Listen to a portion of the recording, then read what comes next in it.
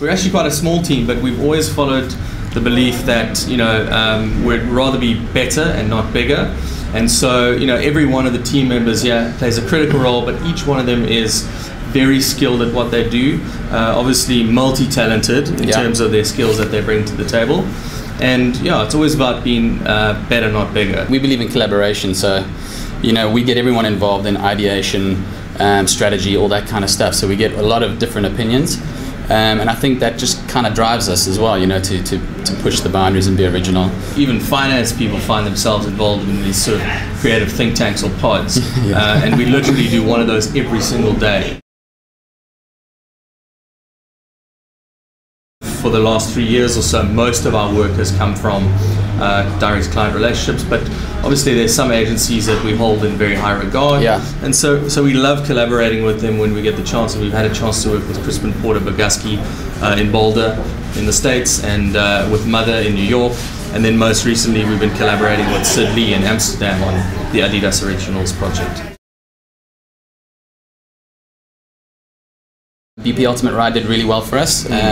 We reached a massive audience. The dwell time on site was over 20 minutes, which is really, really good. But it also did really well for the community as well, because it was, they really wanted to play it, and it was super immersive for them, and they couldn't get enough of it. In the end, I think we had sold nearly 14,000 packs at the store, and that was a kind of a URN that was issued then at the point of sale, and that was redeemed on the website, so we could actually track those live sales going on, and that contributed nearly R500,000 of sales to that campaign. So for a game and web and digital to be driving that type of real world activity is fantastic. If we look at it in terms of awards, I don't think it did too badly. I mean, it did get a couple of Loeries. Recently it was acknowledged as a Webby honoree, which is something that we're quite proud of.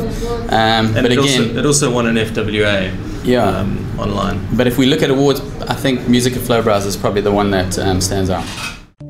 In 2009, BP created an online game called Ultimate Ride. Players got the chance to reskin a 3D model of the VW Scirocco in an effort to win the car. In 2010, BP asked us to create version 2. We knew that BP Ultimate is the fuel of choice for performance motoring enthusiasts. We also knew that gaming is hot property, and getting hotter all the time. So we set out to grab the imaginations of the petrolheads and gamers everywhere. BP Ultimate Ride 2 didn't stop at superficial mods. Players also got the chance to upgrade their Ultimate Ride's performance. The game tapped into the spirit of competition and community, encouraging users to rank each other's rides in a massive auto show. Players earned in-game currency called Street Cred in a variety of ways, both on and offline.